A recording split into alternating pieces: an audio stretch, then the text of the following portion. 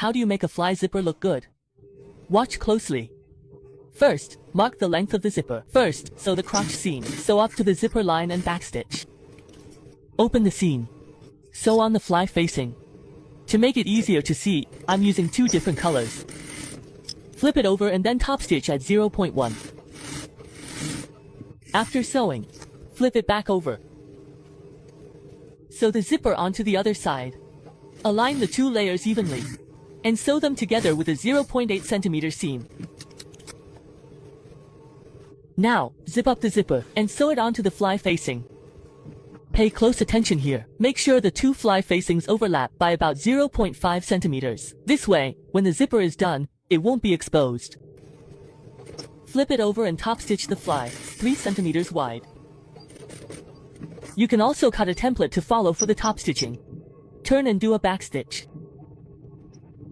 After it's sewn, let's take a look at the finished zipper. It lies flat and looks great. Next, align top and bottom fly piece, fly shield, zipper, sew together. Then, straighten out the zipper and secure the fly facing and the fly shield together. And just like that, the zipper is installed. Isn't it simple and neat? Did you get it?